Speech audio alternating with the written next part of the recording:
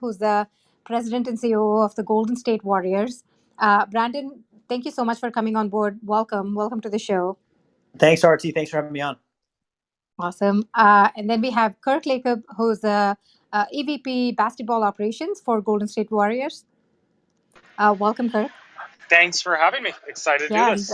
And really happy you're able to dial in from or call in from wedding rehearsal. I will make this way more fun than the rehearsal there. Um, and then we have David Fatoki, who's leading basketball operations for the Golden State Warriors. David, welcome. Hi, everyone. Thanks for having me, guys. Excited here. Yeah, that's great. I mean, we never thought we'd have a show with the leadership team of the Golden State Warriors. This is kind of a dream show for us. So we're so excited to have you all here. And then finally, we have Alex Atella, who's OpenSea co-founder, and needs no introduction. Alex, you've been here before. This is such a great topic, and we thought we should have you here. Thanks for making time and being here. Thanks for inviting me. And we had Brandon earlier today in our Discord doing an AMA. Great. That's awesome. Users asking him questions. It was very interesting. Great. This is going to be better. Awesome. Hey, Alex. Take it away. Okay, so we have a lot of fun things to cover today. The reason we're having this conversation is because they really have a historic first ever NFT drop by a wait, I see Paul over here. Let me get Paul up. Hey, Paul. Hey, what's up? Happy Friday, everybody. Hey. Welcome. Happy Friday. Oh, man, excited to be here. Thanks for being here, everybody. Yeah. So for those of you who are not familiar, Paul is the co-founder and CEO of Clubhouse, the app here, and thanks for joining us, Paul. This is a very exciting episode. I think the first time we've had leadership of a pro sports team over here. This is going to be a fun show. Not just a pro sports team, the Golden State Warriors. There we go. Come on. I'll tell you folks, like Brandon, Kirk, and David, we got you here under false pretenses. You've been lied to. Because the part that you didn't know was I spent most of last decade as a huge LeBron fan. So we don't want to get into it. But there might have been a time when I was kind of rooting against the Warriors. But we're not going to get into that tonight. I mean, we can talk about that if you want. We have good we have good memories of those matchups. Maybe better memories than you do. I choose to remember only one game and one play. But yes, everything else is it's a haze. I see it on YouTube, but I can't remember any of it. But thank you all. So we're going to go deep into the historic NFT that is happening in partnership with OpenSea, which I think really ties back to a lot of their history. But Brandon, David, Kirk, I think one interesting, fun way to start off is just this season. Steph has been even more unreal than he usually is. Talk to us about him this season and what this season means, and then I'm going to go back into just the historic last decade and over that you folks have had. So let's start with how has this season been so far? Brandon, you want me to take this one? I mean, it's your job, so probably. No, this has been a really interesting season. Shrum, I'll point out. I mean, 3-1 I know is a big deal in the kind of lore of Warriors versus Cavs. I would like to point out that we did win 3 out of the 4. We were up 3-1. That is true. Still. That is true. Wikipedia says that, but I don't remember any of it. You guys, all the LeBron fans seem to remember a different 3-1. I remember a more important 3-1, which is we're up 3-1. But no, this has been an interesting year. We've had a lot of ups and downs, but I think if we want to focus on Steph Curry, wow, he has been otherworldly. He is, and I actually was telling people this weekend, but he is honestly a better person than a basketball player, if that's even possible. He is somebody that everyone can look up to and actually believe in. And it's really, really cool to see someone at the height of their powers, regardless of what it is, whether it's basketball or any sport or, starting a company, whatever. He is at the absolute height of his powers, and it's unbelievable to watch. It's really, really cool. You think he should win MVP? Do I think? Absolutely. I mean, is there a narrative to this that he, might not end up with it? Of course. But if you're talking about the most valuable player, this guy is just, he's something else. And he is on and off the court. I mean, he is everything that epitomizes the Golden State Warriors. This guy is incredible. Yeah, he should be MVP of everything, not just the NBA. So I agree with that. And Shriyam, it's kind of funny as you think about this. So Kirk and David can relate, obviously, because we've been at these games together. But earlier in the year, Steph goes for a career high 62 points. And there was, I don't know, about 100 of us in the stands watching. Because of COVID, it's been such a different year. So these moments, that was one. And then the other night when he passed Wilt Chamberlain for our franchise scoring record. And again, there's 100 people in the stands. It's a few of us, employees, owners, a couple of friends and family of the players, and that's it. So we finally now, the last 3 games, have been able to welcome fans back to Chase Center. But that's certainly added to the to the narrative around this season. I want to get into that because I think it's been really interesting to, last year was obviously the bubble, and this year is under limited fans. It feels like the world changed once that, the Jazz game, was canceled like last March. But I want to get into that. Brandon Kirk, I think one thing which really struck me was this video which went viral about, Steph consoling Clay, which I think ties into, when you look at the team, they seem like such a family. And how is and I think all of Golden State seems like a family. But if you go back, like say 10 years ago when this team was trying to come together, the Golden State Warriors, if you go back into the 10 years ago, this is not a team which was winning championships. So if you go all the way back, and you folks have been there around for a very, very long time, talk to us about the journey, because we as fans, we've seen it on the outside. Talk to us just about some of the points in the journey from going from not seen as one of the top teams who's going to win every single championship to now, obviously 73 win season and, being one of the iconic teams of all time. So how has the journey been like? And let's maybe start like over a decade ago. Well, I'll start. I mean, Brandon and I are both really long-term fans. We both grew up in the area, and I will admit, Brandon's probably a longer-term fan than me. He's quite a bit older than me. I'm sure he'll have a response to that. But we both grew up with fans of the team, and it was tough. It was. I mean, I will admit to you, I grew up thinking that going to NBA games, specifically Warriors games, was about free chalupas at Taco Bell. You score 100 points, you get a free chalupa. And frankly, maybe this was even one of Brandon's early promotions. I don't know. But it has changed so much. And you mentioned the word family. This really has become a family for me. I mean, it is a family business for me. But I do consider Brandon a family member at this point. We have spent a long time together. David Vitoki is a family member. I consider him like my younger brother. But Steph and Clay, I mean, these are guys I grew up with. We all came in at the same age at the same time. And it's pretty wild to see what they've accomplished. And really, really cool. I don't think in anybody's wildest dreams we imagined that we'd be able to win 3 championships in 5 years. Other than maybe my dad Joe, who actually said we would. But we really didn't see this coming, and it's been an incredible ride. And I couldn't be happier to do it with great people like that. I mean, this is just the best to be able to do it with people you love. And I'll add on a little bit as Kirk's calling me the old guy, which I can't argue in this case.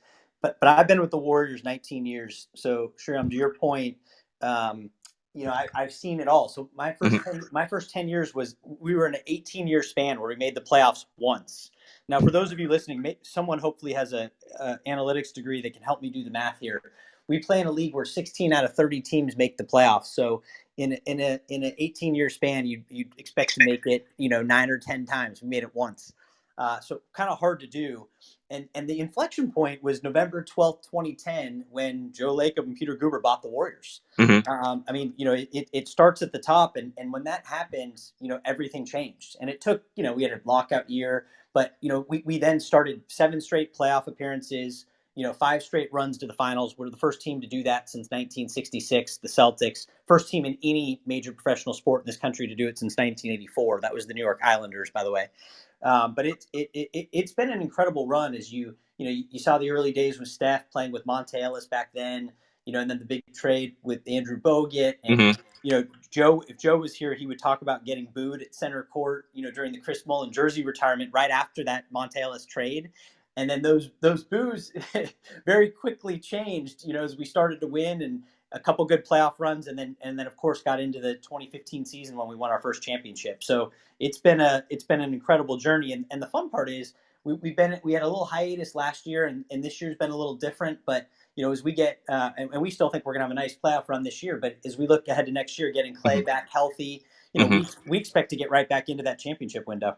I love it. And one of the things I think, Kirk, I think, I loved kind of reading some of your dad's interviews and just organizing interviews is just the organizational dynamics of running a sports team. So a lot of our listeners here, work in the tech industry. They run organizations, they run companies.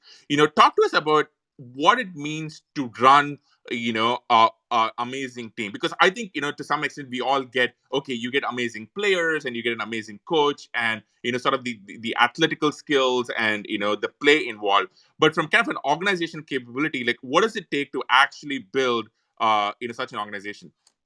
Well, I'm gonna actually say something nice about Brandon for once here. I know it's rare, but it's all about people. My dad I was very incredibly fortunate.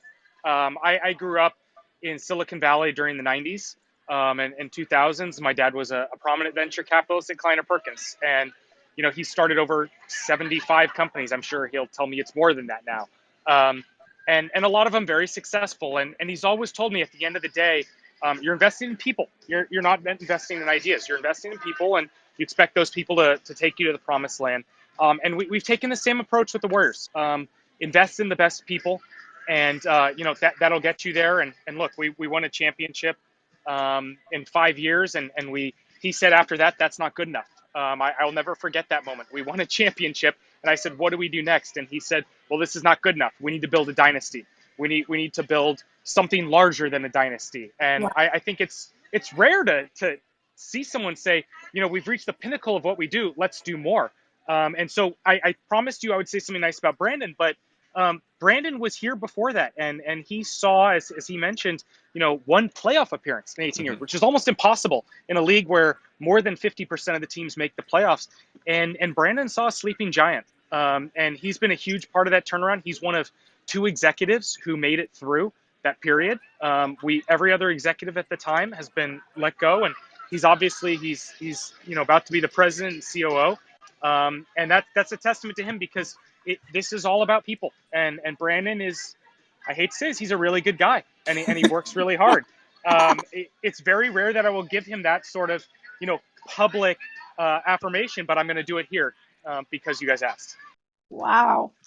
How do Well, you feel about that, Brandon? I was going to say the good news is I'm recording this, so I can remind Kirk when that comes in handy. But just to piggyback on what he said a little bit, it's pretty amazing. I mean, what he said is exactly the way that we've operated, is getting the best people, and then it's letting them do their job, right? And that's everyone having the autonomy to do what they do best. Everyone's got their own area of expertise, and everyone's got a voice in shaping the culture and shaping what we're going to do. So it's been a lot of fun. And then the other thing I'll piggyback. Everyone listening, hopefully you're all Warriors fans except for Shreyam, but we'll convert you over the next hour. I only remember one chase down block. That's the only thing I Oh remember. my God, sure.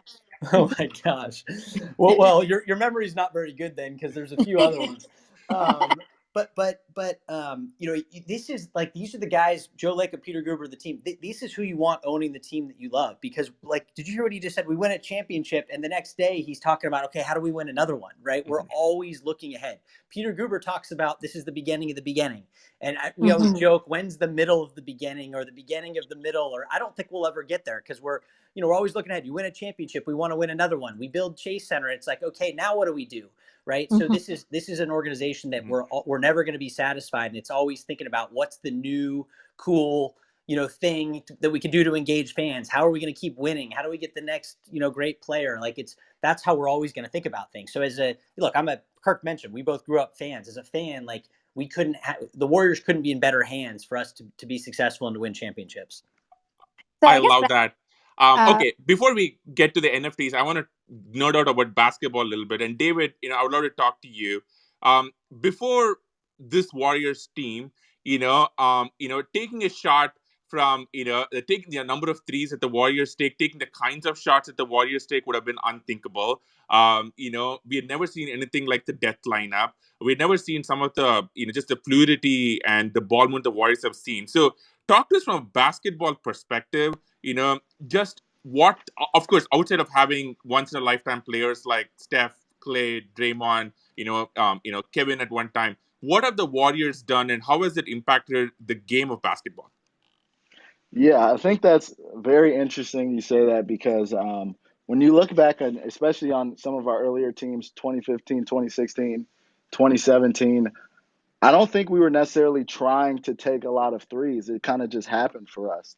A lot of our guys were just naturally great shooters. And I think what Steve does best is he preaches to shoot the open shot.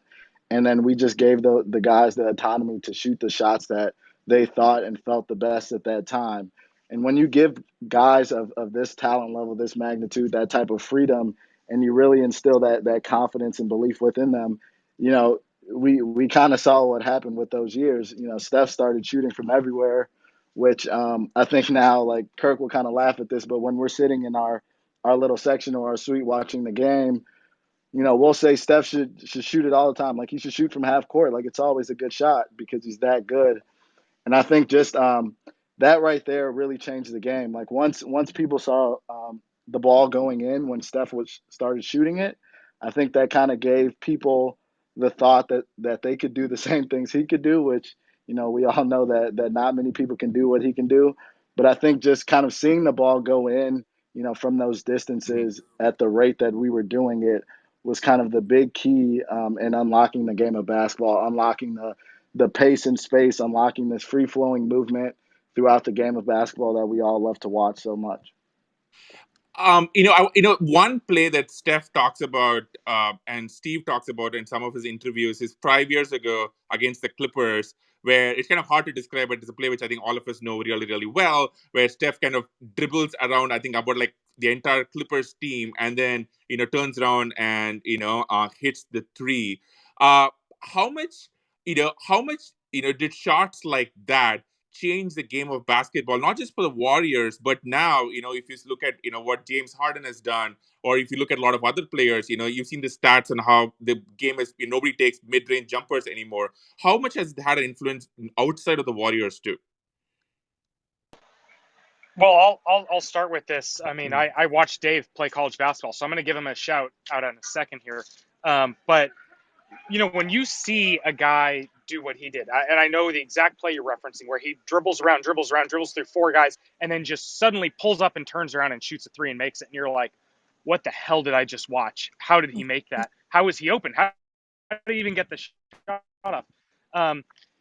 What you learn, there's an old quote. I don't know how many diehard basketball NBA fans remember this, but Stephen Marbury was playing for the Knicks 20 something years ago, and he once said, this is very different context, but he said, any shot I take is better than any shot any of you guys take, to his teammates. And it was taken out of, in that sense, they were not a great team, and he was just saying, give me the ball. But in this case, like, Steph has become such an amazing shooter that it was literally any shot he took was a good shot.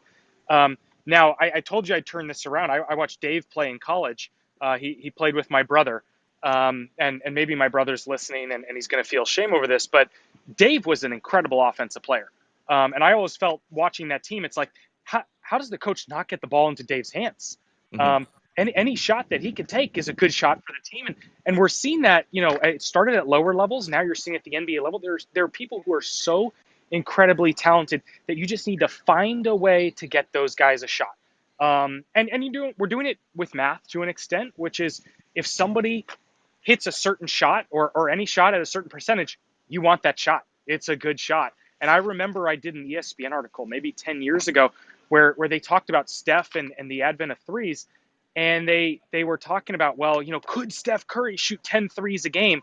And I was quoted saying, like, yeah, that'd be awesome if we can figure out a way for him to get 10 threes a game. Like, the next thing is for us to figure out how to get him 10 shots a game. And at the time, I think we all thought it was, how do we get him 10 open shots? We now realize they don't even need to be open. You just need to get him 10 shots, and he's averaging more than 10 threes a game now. And it's amazing to see 10 years later how that has changed. But Dave, that was my one shout out to you. you were a heck of a shooter in college, heck of a scorer, and he actually did play professionally in Spain as well. I don't know if they gave him the same Yeah. latitude to shoot there. It looks like we got nice Kirk today. We're getting he's talking Global up about me and influence here. Brandon. That's Yeah. big. I would just add one. That's the rehearsal dinner talking. There it is. One thing I'll add to what Kirk said is it's funny, but anyone who's played basketball here or you've kind of been around the team, there's a lot of these no, no, no, no, no, yes shots. And that shot right there that you were talking about, Shriyam, Mhm. Steve did the same thing. Like there's a funny clip on YouTube where you can kind of see him put his hands in the air, like, "What are you doing, Steph?" And then he puts his hand on his head, and it's just like, "Well, I guess he can do Yeah. that." And By I the way, I think think at that moment, Steph just made every high school coach really mad, going like, "Oh my gosh, this is what my kids I'm are going to sure do now." there were a lot of no, no, no, no, no, no shots because they didn't go in at the high school level. Yeah. One last question, basketball. I think this also ties back to the family. One of the things that really strikes me about the Warriors is, one of the reasons I think this is possible is because Steph, Clay, Draymond, Andre when he was here, just really trusting each other. Like we've all seen the crazy ball movement. We all seen the death lineup. How much of this was not just just their incredible athletic and basketball ability, but them just being family and being unselfish? It's a team sport, Shrum, right? Like at the end of the day, there's five people playing in concert, and basketball is interesting because one person can have an outsized impact on the game, but at the end of the day, it's not baseball. There's not like one-to-one discrete actions. Like it really does matter what the other four people are doing on the court, and I mean, it really is the sort of thing where like 1 + 1 can equal 3. You can actually really what's the best way to describe this? I call people like amplifiers. You can amplify what somebody else does by doing a really good job. And yeah, we had an incredible group for a while that amplified what each other did. And obviously we hope to regain it. Everybody hopes to achieve that. But Mhm. I think you said it eloquently. Like, yeah, everybody does their part, and it's just beautiful to watch when it all happens in perfect sync. That's awesome. That's great. This is quite the treat for people listening because we don't often get to see how it works on the inside, or how you think about Steph Curry shots, what makes it in, what doesn't, like that kind of thing. It's just really great to hear. I want to switch topics just a little bit. We wanted to cover NFTs, and specifically, there's a big announcement this week on NFTs. You're the first pro sports team to release officially licensed, your digital collector of memorabilia. There's this whole NFT drop on OpenSea coming, or it's happening right now, and it ends tomorrow. And the one auctions end on Sunday. Talk to us about that, Brandon. I'll start with you first, and then I want to also get Alex in here and talk about the OpenSea platform itself. But Brandon, why don't you tell us what is the NFT drop about? Why did you start it? Like, what's the history there? Yeah, it's a good question. So look, we are constantly trying to find ways to innovate and to engage our fans, right? And a lot of that's just paying attention to what's going on in the world. And Mm-hmm. and NFTs have been around for years, as you guys know, but they've really started to take off in the last several months. And then the other thing that happened is, when NBA Top Shot really started taking off earlier this year, and that's when, like, Kirk already made light of my age earlier, which I hope there's some HR professionals on here that can help me out later. But so when NBA Top Shot starts taking off, we start looking at it. We're like, God, this is awesome. And so, I mean, I'm on NBA Top Shot. I've got a bunch of moments, and so we started talking about it. We put together a cross-functional group to kind of kick it around, and we said, look, all these NFTs out there, but like there's so many cool things that we could do for our fans, and so that's really where it started. And then we sat there and we said, like, okay, how are we actually going to do this? Right? This is new. We're the Warriors. We do all these different things, but we haven't done NFTs before, and so we started doing due diligence. We quickly realized OpenSea is the biggest, the best marketplace. Okay, so let's do that, and then through OpenSea we got introduced to Medium Rare, who's been a great partner to help us kind of work through Right. this. And then it's just been a matter of like, okay, what are these different offerings? And so we wanted to create things for our fans that and for collectors that, like, you couldn't necessarily own the physical thing, but we could make it, digital. And Shreyam, there's some things here that I think you'll be interested in. There's some ticket stubs from three championships. I think they were all against the Cavs, if I remember correctly. So there's Well, so we did. look, Kyrie had an injury one season, and that last season, I want to erase the memory of that Kevin. Yeah, it's a whole thing. Yeah, I don't want to talk about it. You keep talking. I don't want to talk about it. You know what they say about excuses, right? I don't know. This is a G-rated show, right? So Yes, it is. I won't give you the full expression. No, but so in all seriousness, so we have two kind of different lines, if you will, and one is we took 10 of our most iconic moments, and so it's the Warriors. Most people don't know this. We actually won the first NBA championship in 1947, so you can own the ticket stub from that final clinching game. Brandon, were you at that game? Oh, that's good, Kirk. That was clever. Kurt, Very. you're good at this. We might have you back on, No, despite do you you being want a to? Warriors fan. Yeah, exactly. Do you want to co-host the show with us, Kurt? You're pretty good at this. Well, he's only I'm good in. if I'm he's got totally me as in. the he's only got me if he's only good if he's got me as the butt of his jokes. So we did. So we've got 10 NFTs referring to iconic moments in our history, and each one's a one of 10. And then we created a special golden ticket. So it's a one of one that encompasses our whole 75-year history. And that's one of the ones that ends on Sunday, the rest on Saturday.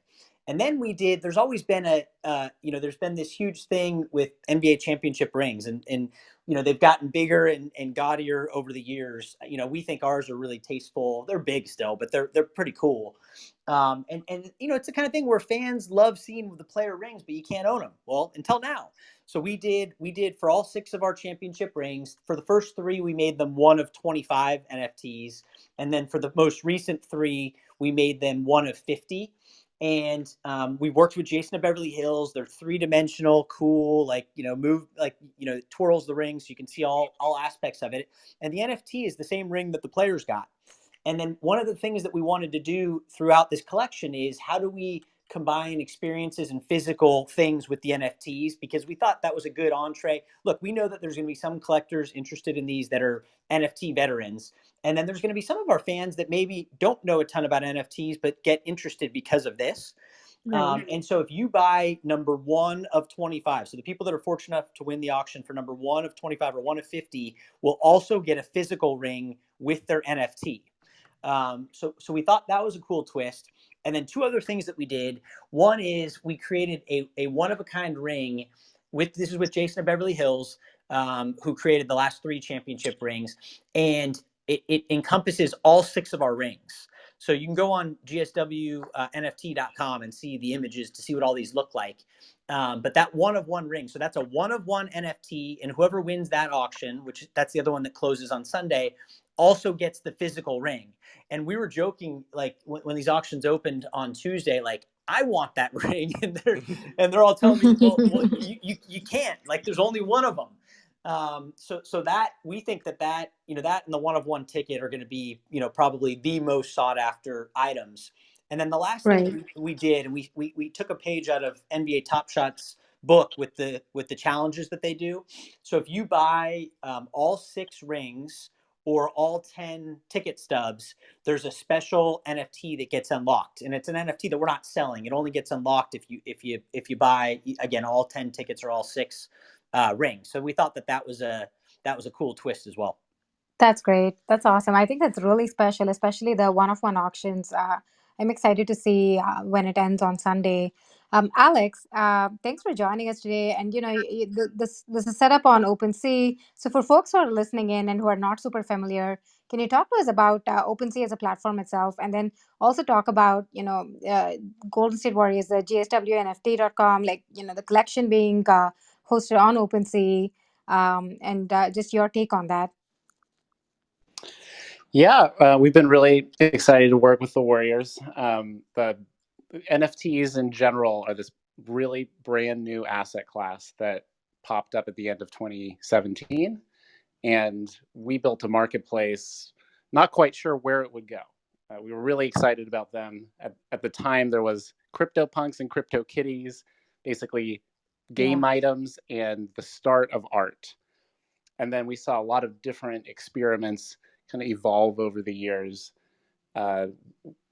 growing very slowly until 2020, when things picked up in pace really quickly.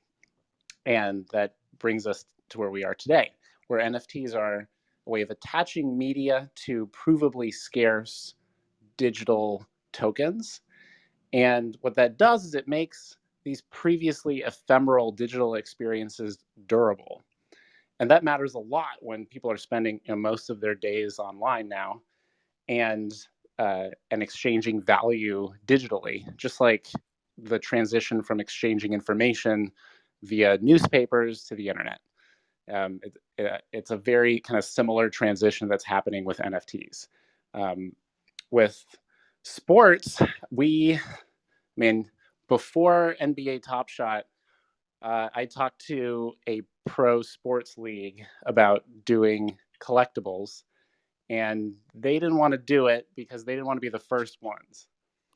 And it turned out that the NBA would be the first pro sports league to experiment with NFTs, and that was Top Shot.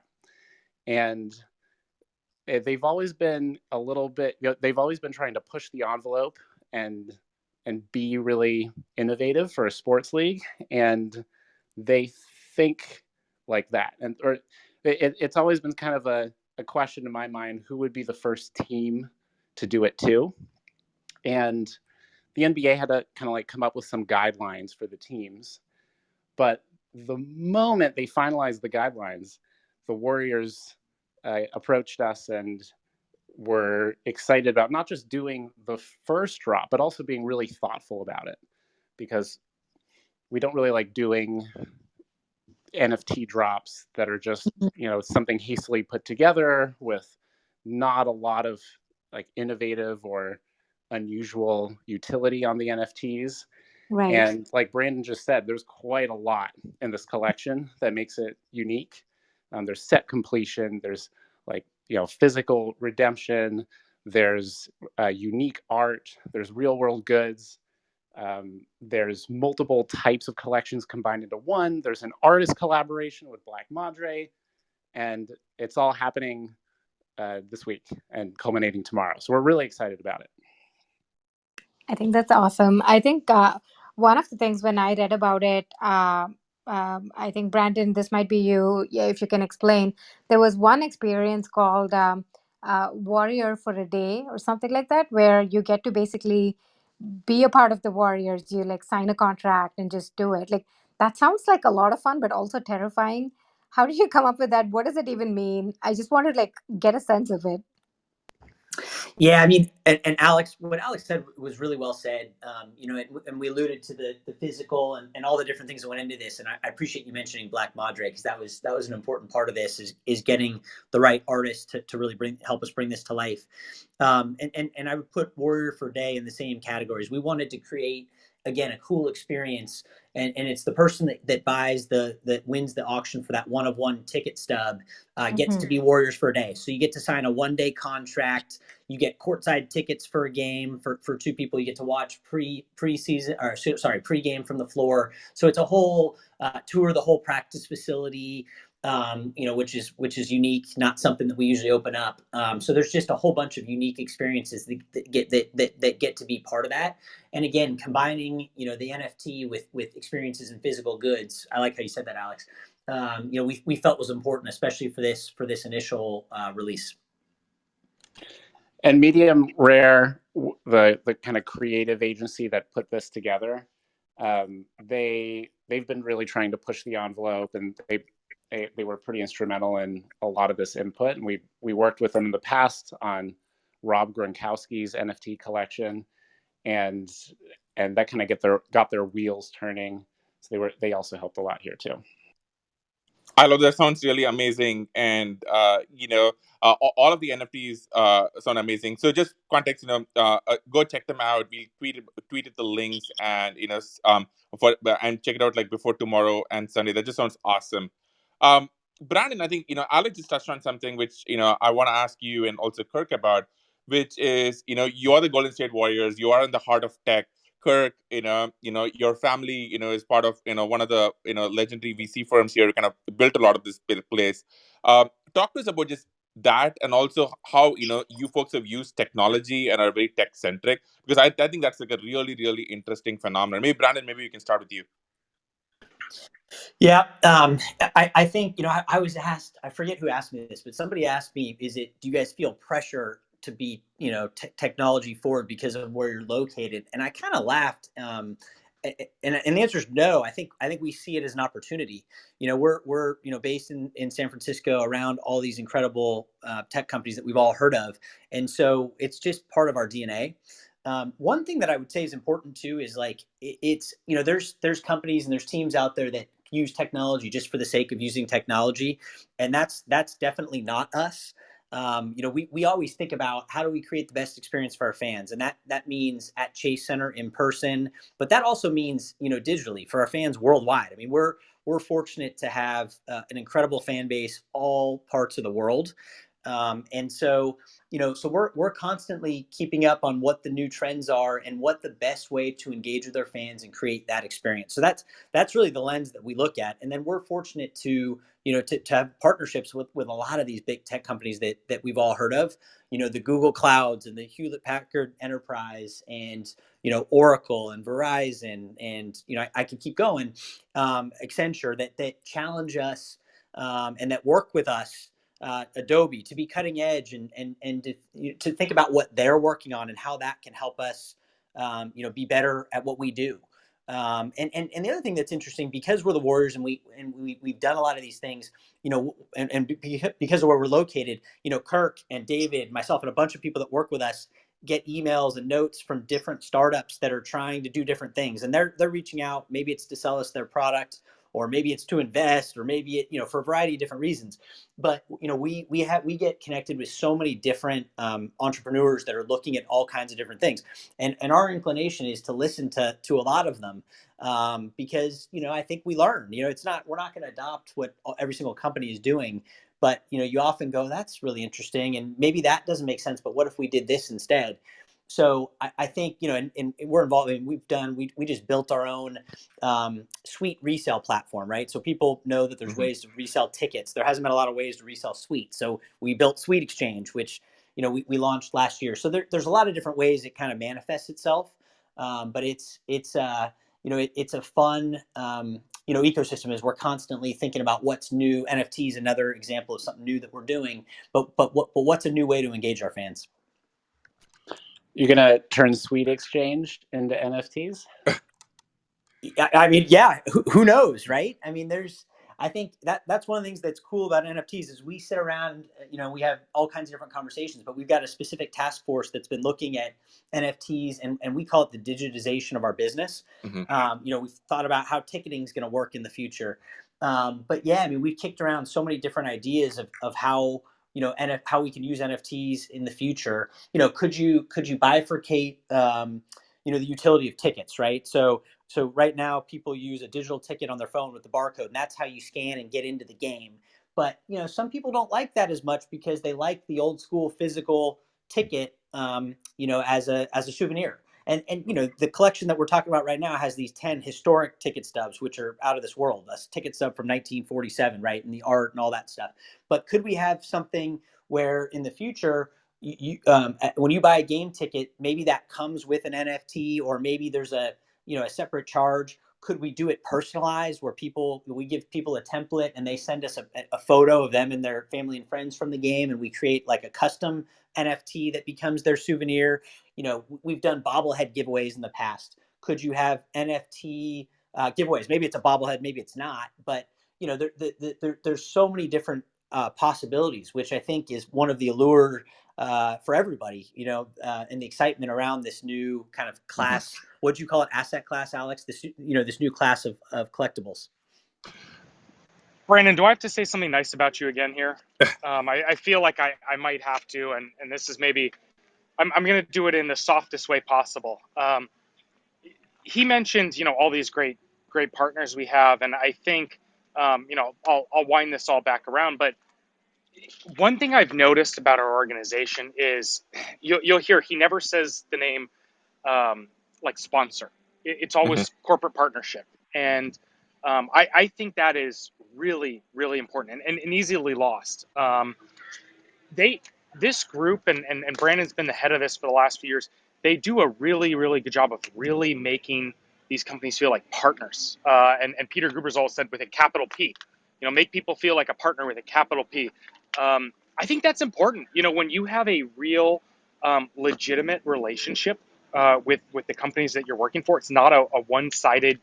You give us money, we put your name on things, but it's really about finding ways to impact site. That's important. That means a lot. And I think, with regards to this NFT program, I mean, we're not treating people like they're only fans. We're treating them like part of the family. We're saying, how can you be a part of what we're doing? How can we give you a piece of our history and you can really own it? And I think that's really, really cool. So this is my one rare time when I'm going to say Brandon does a really good job at this. He really makes everybody, whether it's corporate partner or what we'll call a fan partner, a family member, makes them feel like a part of this. And that is huge. And you asked me at the very beginning about the family atmosphere of the Warriors. It extends beyond just the team.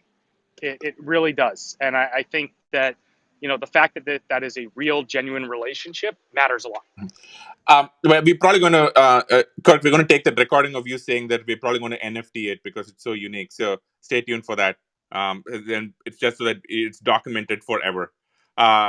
Okay, I want to, you kind of referred to something which I really want to touch on, which is all the fans and, and the reality of like not having fans in person for the last year. And maybe David, I think, I would love to get your take on this. For the players, how was it to play in the bubble, not in front of your home team cheering you on or the opposition fans, trying to, boo you or distract every free throw? How do you think the game shifted during the bubble and now with, limited fans? Yeah, so I think without having fans in the stands, it's definitely a different game for our guys. They feed off of the energy that comes through the crowd, that comes through the fans. And that's something that drives them to perform. Like this is a entertainment business, and they're putting on a show, and a great show at that for our fans. So I think you can kind of you saw it when we had our first little bit of fans in the building. I think we had close to 2,000 fans maybe 2 weeks ago, and that was a big lift for our players. And you can definitely tell similarly with seeing the way Clay responded to hearing those voices in the stands and hearing people around him. I think that's just something big. That's what you live for. That's what you dream about when you're a kid, is to play in these packed 20,000 foot arenas and have everyone screaming your name. So I definitely think that plays a part, and that was huge on our guys. Yeah, it's just fascinating because I think the bubble and this year, I mean, not just for the NBA, obviously for every sport has been so different. And it's just kind of fascinating to just see how every sport has changed. And the bubble was like one interesting artifact. Okay. Okay, we're going to play a fun game now, and it's meant to get all of you in trouble, maybe just a little bit. So, Brandon, Kirk, David, are you folks ready? Let's do it. All Oh right. yeah, big time. In. All right, so I'm going to list out a few names of people on the the team, and I would love for you to tell me, in rapid fire, one or two things that the world may not know about them. Could be about how they dress, what they choose to eat, anything at all. You folks ready? Ready. All right, Steve Kerr. He wears Vans every day. He wears What? flip-flop Vans every single day. I did get him to try a new pair of shoes. There's a somewhat shameless plug for a company I like. He did try wearing Casca shoes the other day, CASCA. Mhm. Loves them, but otherwise, he loves his Vans. And ever since the NBA dress code changed, Vans. I got a bet. So that's good. I got a good Steve Kerr story. So we do all company town halls. I think every 3 weeks or so, 4 weeks during COVID, because we've been working from home, 13, 14 months. And Steve Kerr's Wi-Fi is not good. So we've had him on, and it like freezes up, and you're sitting there, and our staff is so excited. We've got 400 or 500 people on these things, and like Steve Kerr's like what they're waiting for, right? They hear all the business stuff and they're like, yeah. And then Steve Kerr comes on and then it's like the cliffhanger where he's talking about, he's in the middle of this story and it just cuts off. So we're like, Steve, can we get your Wi-Fi set up, please? Uh, I love it. But I was always kind of wondering whether there's an infinite supply of clipboards because he breaks them so often. But maybe on a more serious note, one thing I've always admired about Steve, and I think, for example, like Greg Popovich also, is how vocal he is on social issues. So, how could you talk about that part of Steve and how important that is? Steve cares what he talks about. I mean, the thing about Steve is there's no bullshit. You're not getting somebody who's just going to say what they're being told to say, or, you know, talk about what other people want to talk. He's going to talk about what he cares about, and I respect that a ton. So you get someone who's really no bullshit, and he calls it like he sees it. He's passionate about some issues, and he's informed. And I really respect it. I've known Steve for 20 something years, since I was in middle school. And the guy is obviously much better in the last 10 years than the first 10, but the guy is real. He's genuine, he's real, and he cares about humanity. And that's absolutely awesome. It's awesome. Him and Pop are probably on the coach's side. I think a lot of people just respond to for their heart and how much they care. Okay, next person, Draymond. Dave, come on. Don't make me do all these. You got What do this. I You have got for Draymond. Draymond? Let's see. I would say like comedian off the court. Maybe a lot of people don't know, but he's like the funniest guy in our locker room. He's always talking mess to somebody, whether it's a teammate, whether it's the video guy, whether it's me rebounding for him. He's just a comedian.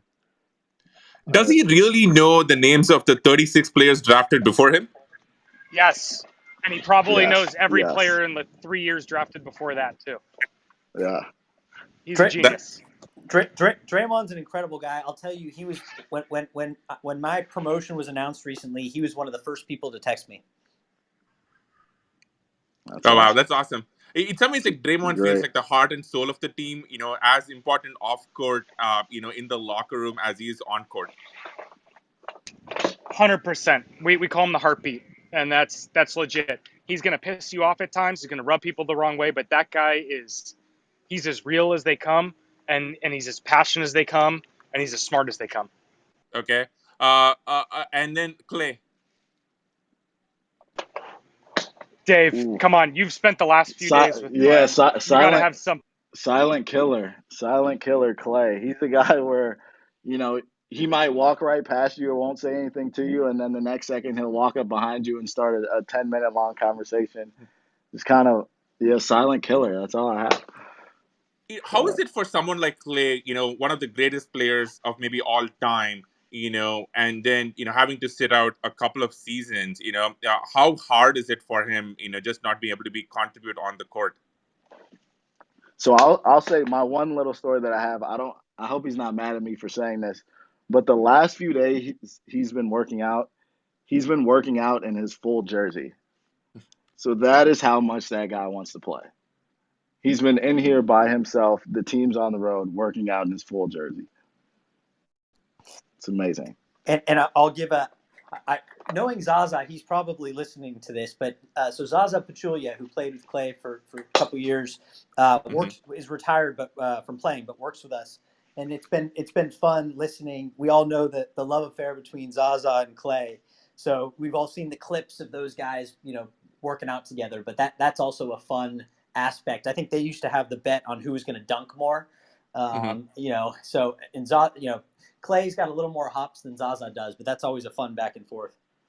I always love those viral videos of Steph and everybody making fun of Clay's viral video of missing the dunk I think it was in China. Do you folks know what I'm talking about? Yeah. Oh, yeah. Okay, and finally, last definitely but not least, Steph. I said this earlier. There's not a person who I'd put up against Steph. I mean, take away basketball. The guy is unreal. I really, this is not like me going above and beyond for a player. This guy is incredible. Everything that you think he is, he's more than that. Every dad would be like, I'd love this guy to marry my daughter. I mean, every company would be like, I would love for that guy to be to work for us, lead us. The guy is absolutely better than real life. He's that incredible. And to think that he's just a scrawny, skinny little kid from Charlotte, North Carolina, is amazing because he's changed the game of basketball forever. One of the things I always remember about Steph is, was you remember the Under Armour shoes with Steph that Twitter made fun of, and I always remember not that, but this press conference right after where Steph just defended them so much, and I think that speaks to how much just as a partner, as a team player, not just off basketball. I was like, I was Under Armour. I would just really appreciate my star player going to bat for me. So I think I always remember that incident, which is totally unrelated to basketball. Okay, so we almost out of time. Just for the last few minutes, I'm curious, right? This is kind of a weird year, as you folks pointed out. I mean, I totally expect you folks to, have a great run in the playoffs. Talk to us about not just next year, but the next few years. How are you thinking about, both the team and the organization? What do we all have to look forward to? More championships? Can I say that? Is that okay? Can I put that out there? More championships? I think you just did. So I would say yes. I meant to, Shriyam, I meant to apologize earlier. This is a G-rated show. I had my beep, but I was a little slow on the uptick when Kirk was getting passionate talking about Kerr. Oh, this is great. Please, we are not G-rated at all. There's a lot of swearing which happens here. Okay, well, this was awesome. I just want to thank all of you. Despite my reluctance as a LeBron fan, I have to say you folks have won me over. And I just want to thank, first of all, everybody here who listened in. We had such great tweets and feedback. This is actually the largest room on Clubhouse, right now. Really speaks to not. I would say just the connection that you folks have built with the Warrior fan base. And I want to thank all of you. I want to thank Alex for always coming on and talking to us about NFTs and what you're building, which is so unique. And I want to thank David, Brandon, and Kirk, who all seem to surprisingly like each other despite their claims of not to.